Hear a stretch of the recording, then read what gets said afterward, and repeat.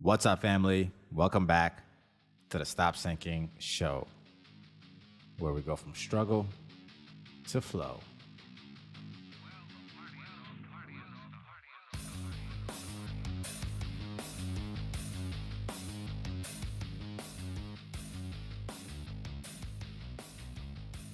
I think if there's anything I've ever wanted to be in my life, when I trace back my entire life, if there's anything I've ever wanted to be in one word, it's to be uncommon.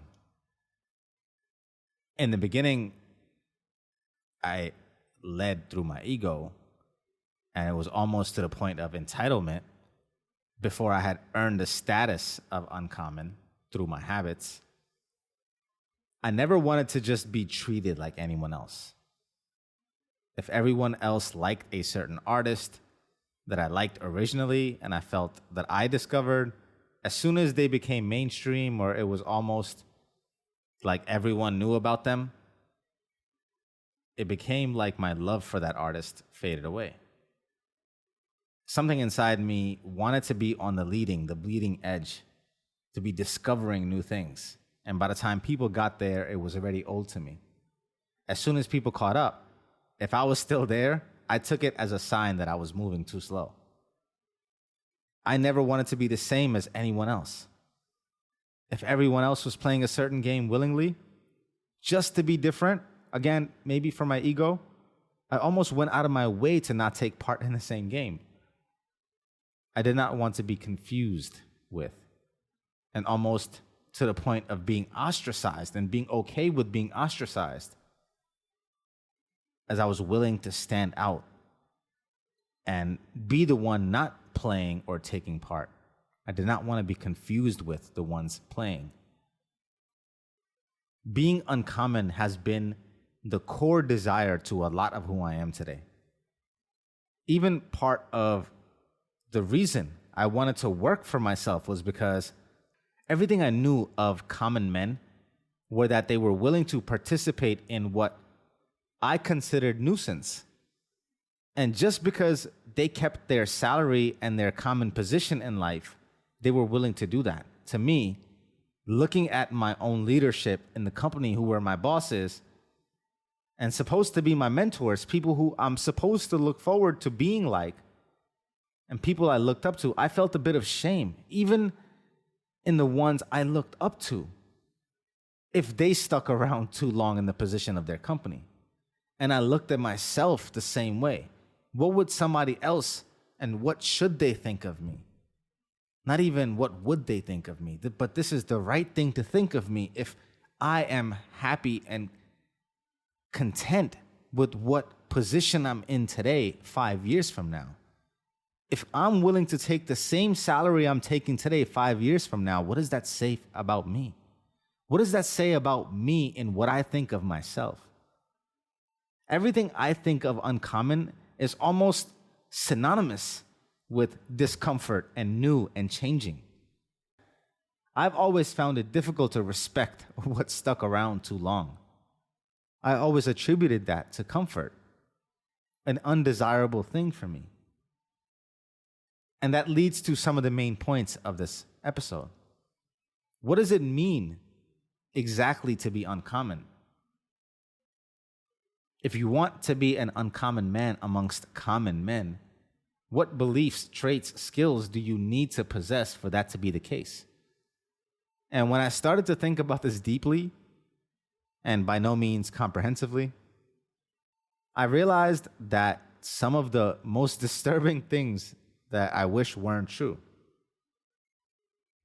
Not because of anything serious other than the simple fact that what common is and how easily someone can be uncommon, and how I didn't even need to look so deeply, how much of it was just right on the surface that most of us know. And since most of us know it, I won't keep you in suspense. You want to be uncommon, do the simple things most common people will not do. Starting and almost ending with just show up. And in the middle of all of that, and just stick around long enough. have sustaining power, and then finally, and most uncommonly, bring it to a summation, a finish, an end. Actually finish what you started. And I know it sounds crazy, and I've searched far and wide and continue to search for all the tips and tactics and strategies that the successful people utilize and what made them successful. And sure, there's plenty of minute details in what brings extraordinary results. But what I found is 90% of extraordinary, 90% of what it takes to get in the room where the remaining 10% difference even shows up and matters, is all in the basics. And it all begins with just showing up. Keeping it going by not quitting early or not quitting at all, which, if you do so, brings you to seeing it through to the end. Imagine that. All the self-help reading, books, podcasts, self-reflection, in pursuit to solve for any missing piece that I may not possess. Me trying to figure out what is this missing piece that could give me this upper hand. And all I've come back to after all of that effort is to realize that the basics are the most difficult and 90% of what's required. And not to digress, but this translates to us failing to adhere to the basics in almost everything else in life too. Half of your health is just proper sleep and nutrition, much of which is made even better by doing it on a regular schedule and routine instead of completely unpredictably. So sleep at the same time and eat at the same time. Basics. Half of healthy relationships is just basic transparency and communication, much of which is enhanced through truth and trust to be yourself. Basics.